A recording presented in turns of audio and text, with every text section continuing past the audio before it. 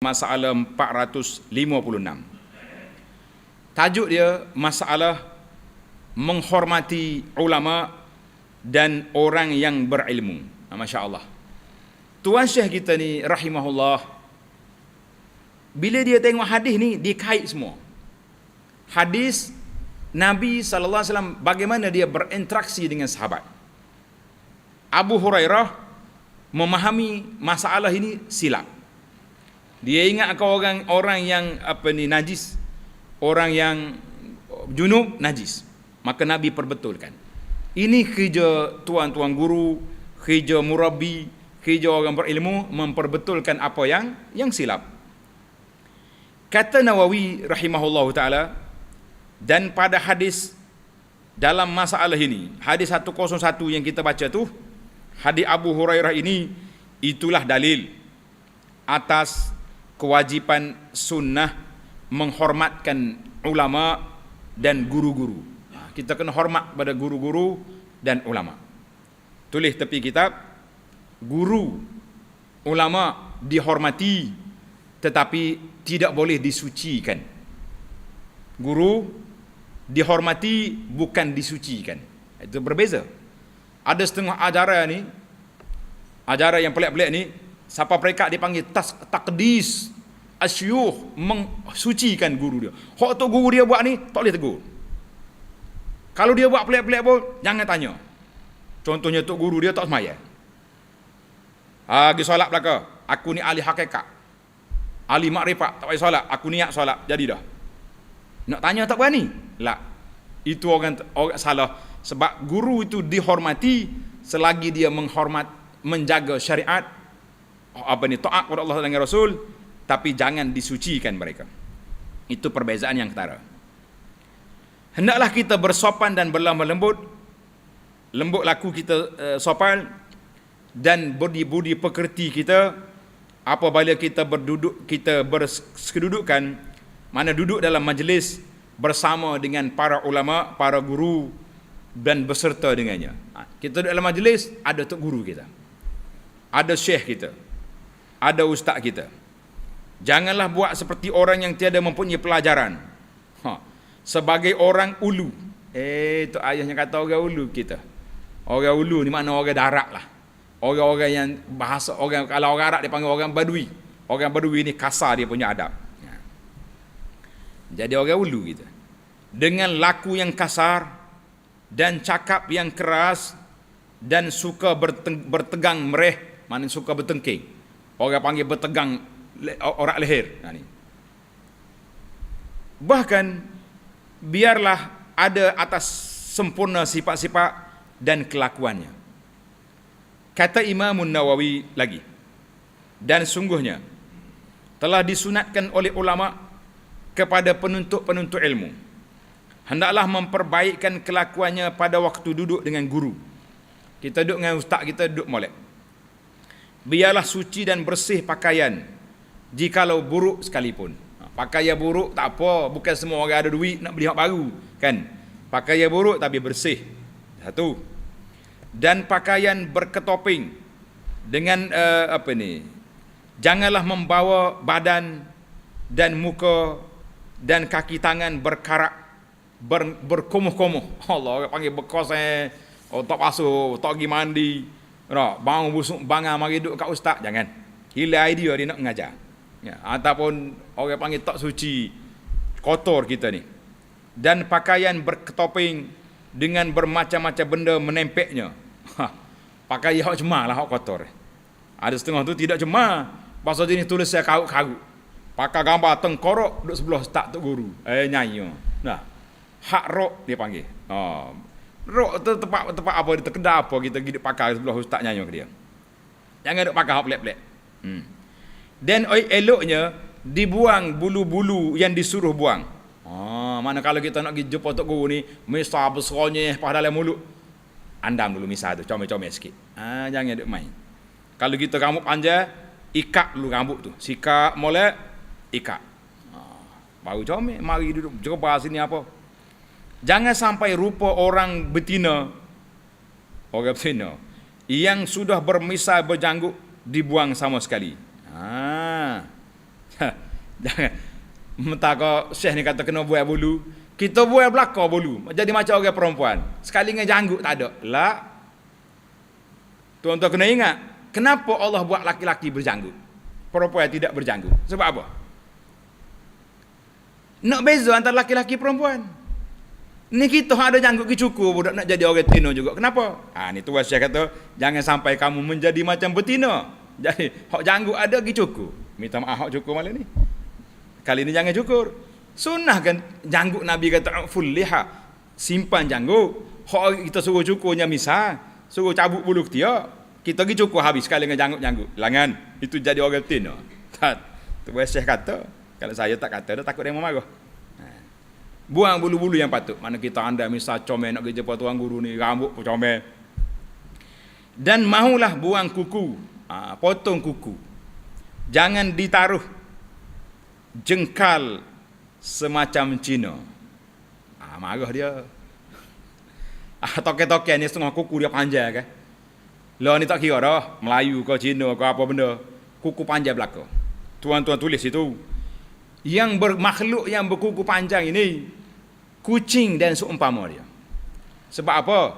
Kucing dia tak ada pisau, dia tak ada apa ni, tak ada motor. Kita ada pisau, ada gerpu, ada ni. Kenapa hidup sibuk dengan kuku juga? Kuku potong. Termasuk dalam sunanul fitrah. Sunanul fitrah, potong kuku. Kita tahu juga kuku kenapa. Dan hendaklah jauhkan daripada membawa bau busuk dengan badannya hancing dan hamis bau kambing. Sudah jaga kambing, jumpa tok guru mandi tu, ataupun kita pasal jenis bau badan ni kita panggil ni. Sudah kita kerja kalau perlu kat bau busuk, pergi mandi dulu. Pakai bedak-bedak dulu sikit, baru jumpa tuan guru. Itu dia panggil adab. Dan jauhkan daripada pakaian yang berkomoh-komoh, pakaian yang buruk, yang tak comel, yang benci semua manusia mendekatnya, dan lain daripada itu ada adab yang perlu kita ingat. Maka bahawasanya memperelok-elok diri sebagai suruhan syarak itu ialah setengah daripada membesarkan ilmu dan ulama.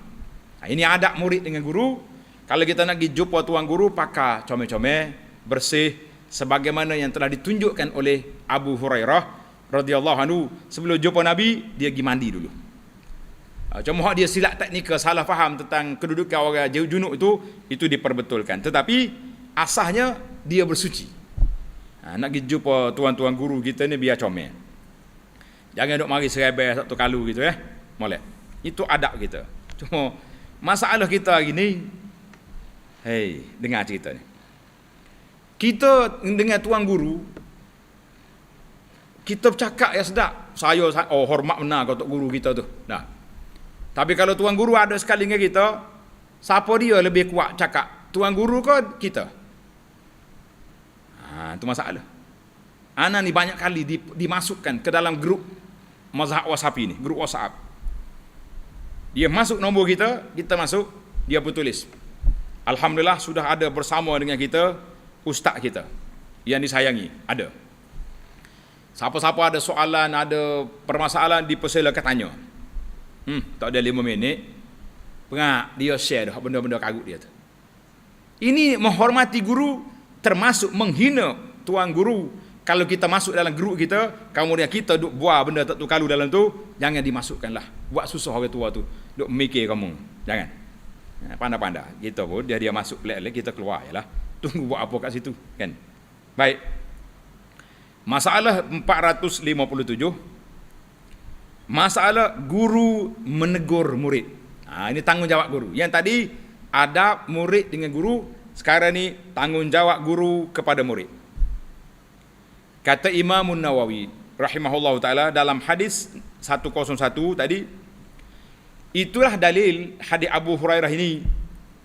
Dia pergi mandi, salah anggap, maka Nabi tegur dia. Ya Aba, subhanallah, innal muslim la yanjus.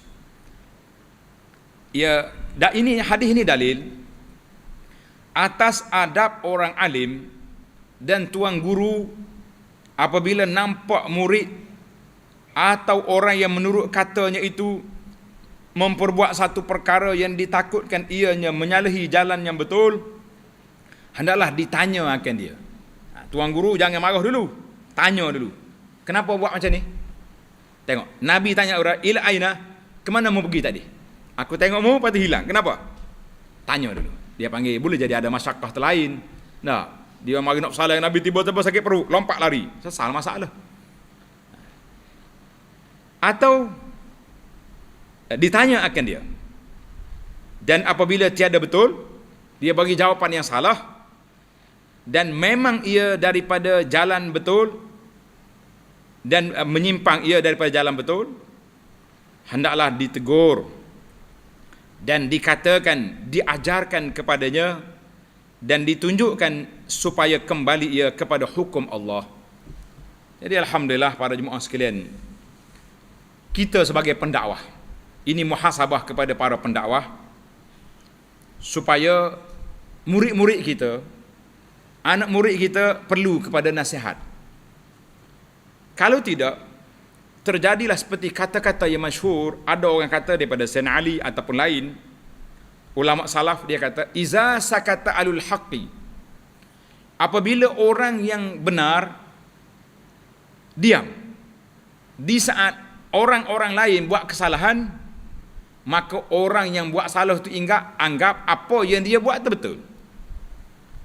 Ustaz tengok saya buat tadi, tak rajin tegur pun, okey lah tu, dia main okey tu, beratlah kita. Atatul Hanan sendiri bila tengok murid-murid kita isap rokok contohnya, kita akan tegur. Jadi demo pun isap rokok sembunyi-sembunyi, dia nusu alik tu siapa kita buat tak tahu jelah. Nah, pasal bila dia sembunyi bermakna dia tahu dia salah. Yang kita bimbangnya dia tak terasa kesalahan sebab ustaz tak tegur. Ini masalah. Masalah bila ustaz tak tegur, maka jadi masalah kepada kita. Kita anggap ini satu benda yang sudah betul, yang sudah benar. Banyak kes-kes seperti itu. Contohnya kita pergi majlis perkahwinan, tengok ada pak cik, dia panggil pak mak cik dah tahu rumah. Gapo dia pak cik ni? Gapo orang panggil? Pondah. Kita nak sebut pun ramai pak kita ni. Pondah duk jadi juru make up atas rumah. Kita kena tegur. Saudara, setakat saya duk kuliah di masjid ni, tuan ada sokmo depan saya. Takkanlah tak tahu benda ni mungkar, benda ni maksiat, benda tak baik. Orang laki-laki duduk dalam bilik anak perempuan kita, tegur. Ada seorang pakcik ni, saya malah sebut nama. Tengok kereta kita berhenti, durah dia mari. Salah. Maaflah ustaz, budak-budak lah belakang tu. Budak-budak belakang tu. Kata yalah tu ada pondek tu. Main budak-budak ni. Boleh kenal dah, sebab kita janji dah. Ada pondek aku lagi balik. Sanggup beli nasi buku kita daripada makan nasi dia. Kata pok budak buat apa? Pasal dia murid kita kena tegur. Bapak budak buat apa? Semua keputusan atas rumah ni kita yang bertanggungjawab sebagai bapa. Bukannya boleh kata budak-budak, kan? Itu tanggungjawab. Mana kalau guru tak tegur, di saat kemungkaran berlaku, nanti dibimbangi, orang kata, oh, okey je, ustaz tak tegur. Itu kita bimbang. Cuma tegur dengan cara baiklah. Dengan uslub hasanah.